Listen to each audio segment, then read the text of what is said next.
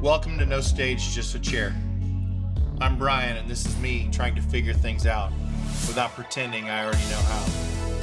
If I sound foolish, that means it's working. Music sounds a little 80s? Good. I was basically raised on synths and questionable hair choices. And if any of this sounds familiar, pull up a chair. I listen to podcasts. I know that's earth-shattering for those of you listening, that somebody on a podcast listens to podcasts. But there are a few voices in the last few years that I've really come to enjoy. I've talked in the past. I've talked about Trevor Noah, somebody that's just is so smart and well-spoken, and somehow surprises me with some interesting thoughts and an interesting point of view. Simon Sinek. And I've talked also a little bit about Matthew McConaughey. And it's kind of interesting, the Matthew McConaughey piece, because I always kind of thought of him as the guy that does rom-coms and that super handsome, whatever, he can get away with anything that he wants to because he can get away with it. He can say whatever he wants. He can do whatever he wants, and everybody's always going to love him because he's just pretty. He's just pretty. And I was driving home from Austin, and someone had recommended listening to Green Lights, and I found it on whatever channel. Doesn't even matter what channel I found it on. Found it, and he was narrating it. And I drove home from Austin, Texas, and I listened to the entire thing of Green Lights. And it just astounded me. Just listening to his journey, listening to how he got from there to here, and the choices that he made along the way, and the things that he gave up. And as a result, about a month ago, I saw that he was on Simon Sinek's podcast. So of course I had to listen to it. I listened to it, and as I was listening, Simon made a statement about him early on in the episode that just kind of blew me away. And he looked at him as Matthew as being handsome and charismatic and all the things that he does, and Simon as being thoughtful and insightful and all the things that he does. And Simon looked at him and he said, "You have a remarkable relationship with discomfort." And he started to unpack that. And Matthew started talking about, I didn't know this, that the birthplace of Green Lights was when he was an exchange student in Australia as a 17-year-old boy. And what he started doing is he started journaling. And whenever he journaled, he would write down everything that was going on. And that season of life for him was really hard because it was really lonely. He was an exchange student. Up to that point, everything in life had really gone his way because, come on, you're Matthew McConaughey. And then he went to Australia and he felt alone and he felt isolated and he felt all these things. So what he started doing is he started journaling. He started writing down all these thoughts, started writing down all these ideas and documenting what was changing him. And he started doing that at 17, and he's done it his entire life. And that journaling has become a pathway to discovery for himself. And that has been the place where he has gotten comfortable with being uncomfortable. And back to the thing that Simon Sinek about him, you have a remarkable relationship with discomfort. That line struck me. And as soon as it struck me, I started to ask myself, why did that strike me? And I want to be as transparent as I can be. I think that on some level, it's maybe some of what is driving this podcast, because I started this 4 months ago. This is episode 27 that we're recording right now. I think the average podcast survives for about 4 episodes. I think that's the last number that I read. We're at 27. Doesn't mean we've arrived. Matter of fact, far from it. But the reason this podcast started was because of that uncomfortability. You can read it in the description. That's why I say the line on almost every episode. This is where I say it messy so that nobody is confused into thinking that it was tidy all along. And I even butchered that line, and it doesn't really even matter, but you understand what I mean. This is the place where I try to discover what's happening inside of me. I'm a verbal processor. Anyone who knows me knows that I'm a verbal processor. And what's kind of interesting to me is that a lot of what I talk about in here, I've had sitting across a table with a friend over coffee and had a lot of these same conversations, had a lot of these thoughts, done a lot of this deep dive. But the reality is a conversation across a coffee shop table didn't change me the same way that pressing record did. Pressing record on those ideas has changed me. Documenting those ideas has changed me. Because the truth is, my clients don't listen to this. Matter of fact, my clients don't even know anything about it. The work that I do, for the most part, they have no idea that this even exists. I don't think any of them listen to this, and I'm perfectly okay with that. The link to this podcast is not in my signature. It's not on my business card. It's not on my contact form. It's not in any of those places. It just quietly exists. I don't promote it. It's not part of my business funnel. It's not part of my success strategy. I had a friend ask me today if the podcast has brought me any new business. And on my honor, I will read this. And I really believe this. I really mean this. I'm going to read this verbatim. The question was, is it working? Are you getting more client work? And I said, it's working, but indirectly. Clients are coming in because of what's happening, even though they have no idea about the podcast. They have no idea. They don't know, and I prefer it that way. If they find it, so be it. I'm not embarrassed of it. I'm not hiding it, just not promoting it. This is not a funnel. It's an outlet. This is the place where I wrestle with myself. And as soon as I press record, something happened. When I hit the red button, something happened.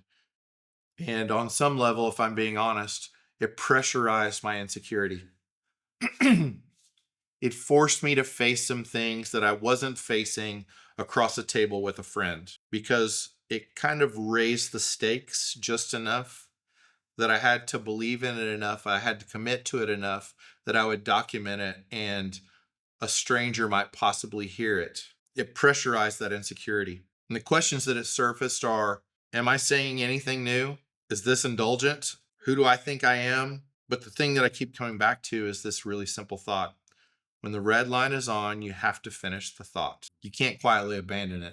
We've all seen the Homer Simpson meme where he disappears into the bushes. I can't do that. I can't do that sitting in this chair. I can't do that in this way. I can't disrespect these thoughts and these ideas. I can't disrespect the time of the people that are involved in this. I can't disrespect this creative process in this moment. I can't do that. So I can't quietly abandon it. This week was a monumentally busy week. There were so many things happening this week, and it was so busy. And somehow I had to carve out time in order to write these episodes, to document them, because it mattered enough that I'm up until 3:00 in the morning last night. It mattered enough. I was committed enough to be up until 3 a.m. writing last night. Like I said, I've always been a verbal processor. Nothing new about that. Anybody who listens to this podcast, that's not going to be a big surprise. Anybody who's ever sat across the table from me, that's not a big surprise. Anybody who's ever frankly had a conversation with me, it's not going to be surprised. The difference is when I privately process, I'm honest.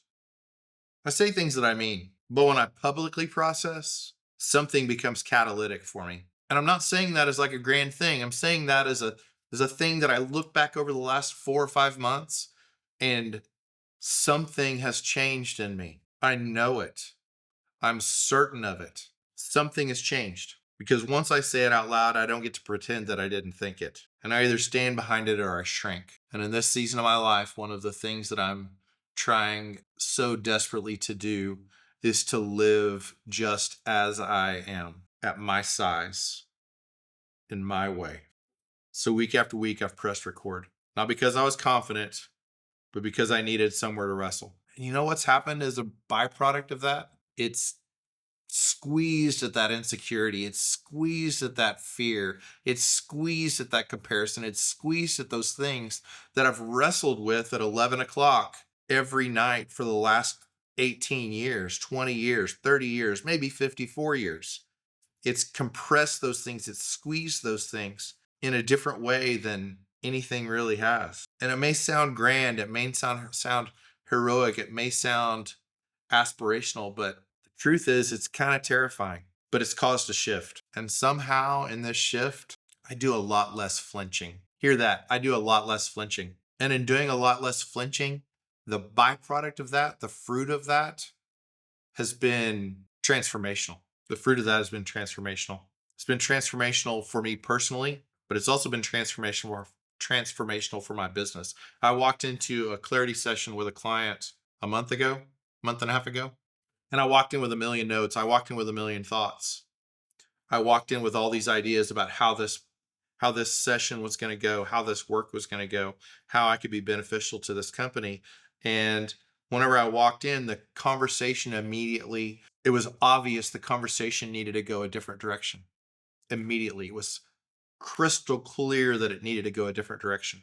And in that moment, I pivoted without panic.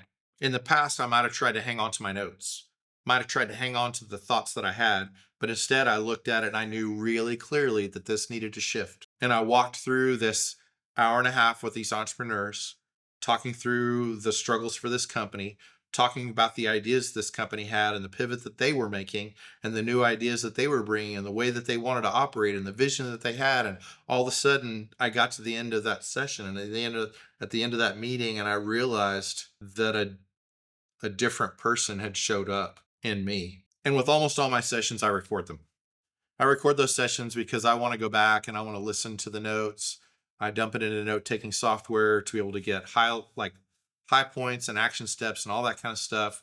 Fairly standard stuff in the business world today. But this time I compared my notes against the things that I've been talking about on the podcast, against the ways that I'm trying to structure my company and my business based on the changes that are happening in me. And when I compared them, alignment held. That felt really good. Alignment held. And I realized something I'd already been feeling, something I'd already been saying, but something that I now had a data point to hang my hat on is that this podcast is changing me. Hitting the red button is changing me. Not because of audience, but because I committed to my own thinking. And because I followed that thinking to its logical conclusion without just kind of disappearing into the bushes. By committing myself to my own thinking publicly, I stopped second guessing it privately. Man, that feels good. Now I want to flash back a little bit farther. Played music for about 15 years. And in those 15 years, I made records for a lot of other people. I was the support system for a lot of other people. I was the session player. I was the one that was called in. I was supporting their vision, supporting their ideas, supporting their goals, supporting their everything else. But I was the musician that never made his own record. And I never made my own record because I was too scared. And if I'd had that conversation with the songwriters I was sitting across the table from, they would have all said, make your record. But I was too scared. This podcast is the first time that I have hit the red button on my own thoughts, on my own ideas, and risked myself. And it doesn't mean I'll succeed, but it means that it has changed me. And that's the deeper discomfort. That is the place where I can be familiar with discomfort. I don't know that I have a remarkable relationship with discomfort yet. Matter of fact, I know I don't. I know that I still overthink things to an uncanny degree. But I do know that this discomfort has been forming me. And it is forcing me to not abandon my thoughts mid-sentence. Because when I stop abandoning my thoughts mid-sentence, I stop abandoning myself in every room that I show up in. Because the thing that's happening and the change that's happening, the shift that's happening in my company that is indirectly tied to the decisions that I'm making personally, the changes that I'm seeing in my company, the changes that I'm seeing in my business, the growth and development that I'm seeing is absolutely tied to this work that they don't even know about. Because when I show up, I'm different. So in the middle of this, I'm going to continue pressing record, and I'm still going to work to figure it out. And I'm going to trust the transformation that it's making because I can feel the difference. And for now, that's enough. This is where I say it messy before you assume it was tidy all along. I'll see you next week.